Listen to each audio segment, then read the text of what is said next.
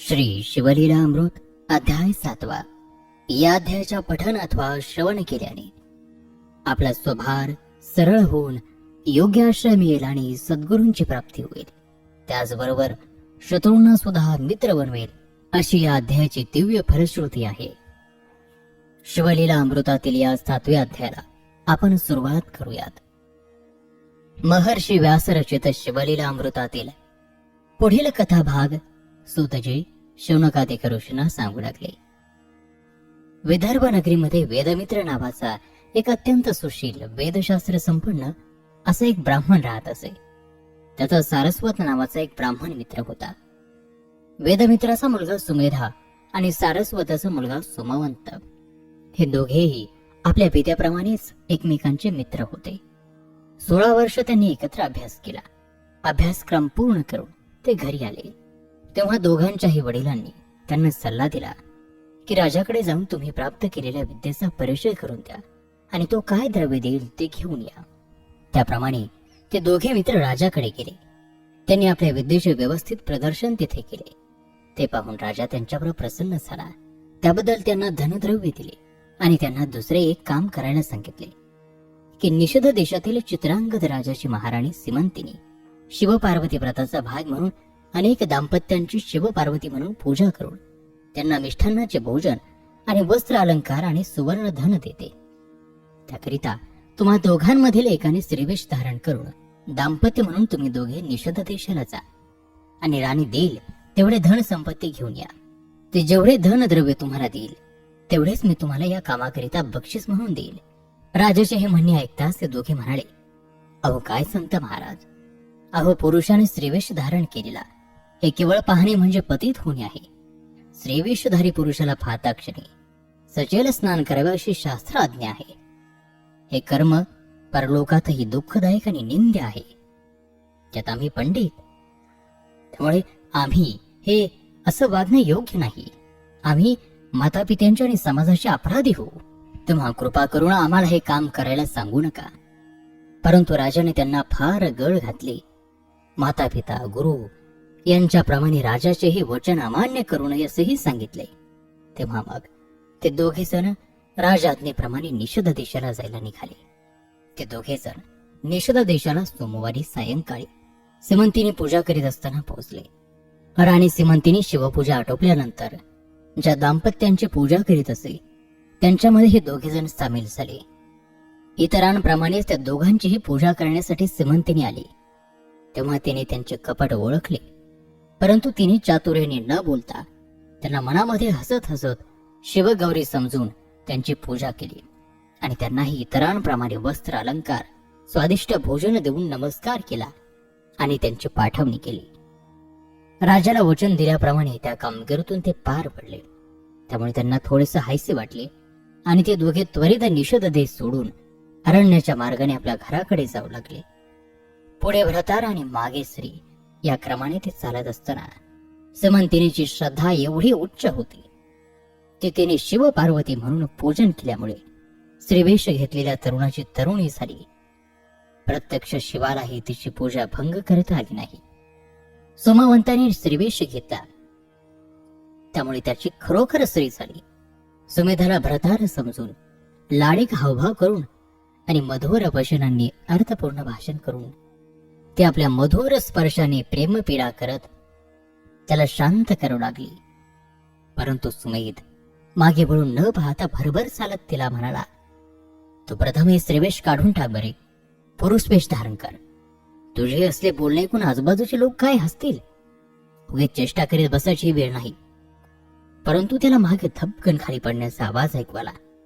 तो झरकन मागे वळला आणि श्रीवेशधारी आपले मित्र सोमवंत जवळ जाऊन म्हणाला, अरे हे काय, नुसते सोम मांडले आहेस.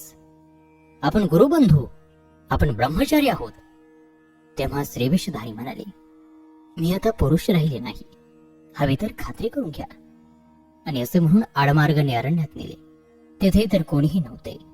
वर गगनचुंबी वृक्ष आणि जमिनीवर सर्वत्र पालापाचोळा पसरलेला. येथे कोणी नाही. तुम्ही माझ्या स्त्रीत्वाबद्दल शंका फिरून घ्या, खात्री करून घ्या. त्याला झिडकारून सुमेधा म्हणाला, छे, हे कधीही घडणार नाही. तो आणि मी गुरुबंधू आहोत. एवढे शास्त्र अभ्यास दिलेस, ते सारे व्यर्थ गेले का? जरा विवेक कर, ऐहिक आणि पारलौकिक कल्याणाचा विचार कर. आधी स्त्री, त्यात तारुण्य, त्यात एकांत बन.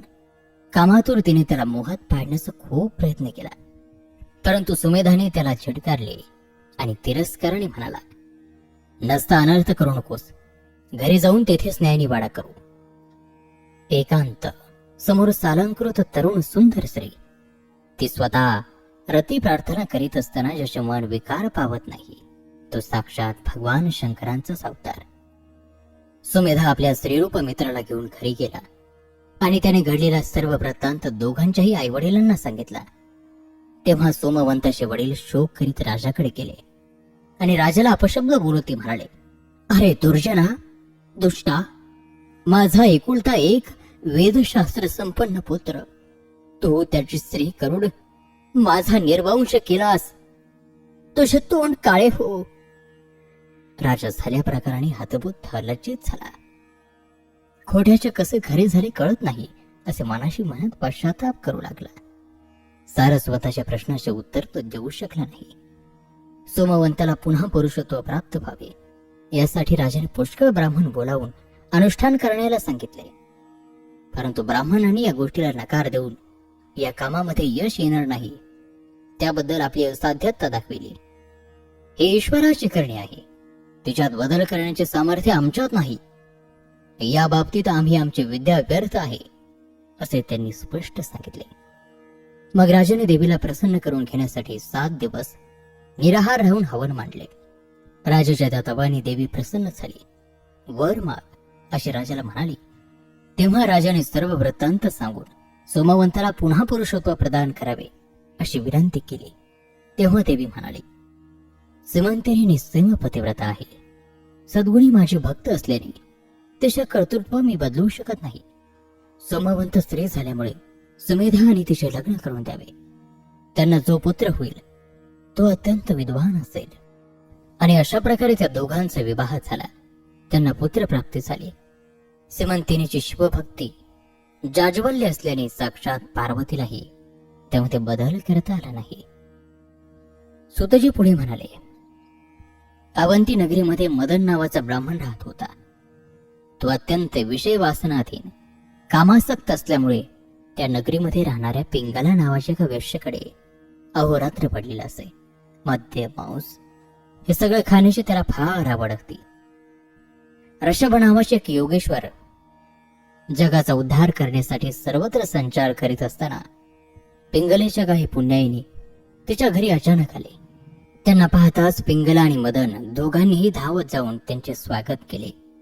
षोडशोपचारे पूजा करून स्वादिष्ट भोजन देऊन आणि उत्तम वस्त्र सन्मानपूर्वक देऊन त्यांना विश्रांतीसाठी आपला पलंग दिला.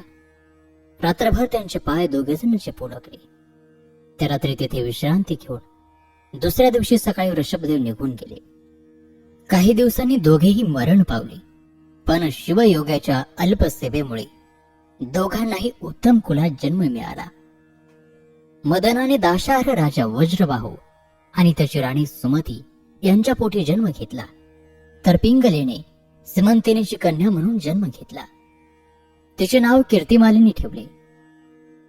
सूतजी सांगू लागले, सुमती गरोदर असताना तिच्या सवती तिचा द्वेष करायच्या. त्यांनी राणी सुमतीवर विषप्रयोग केला, त्यामुळे सुमती क्षतिग्रस्त झाली. राजाने राणीला आणि त्याच्या मुलाला अरण्यात सोडले. सुमती शिवभक्त होती. ती सतत शिवशंकरांचा धावा करत असे. अरण्यातून जात असताना तिची एका वाण्याबरोबर भेट झाली. त्याने तिला वैश्यनगराला आणले.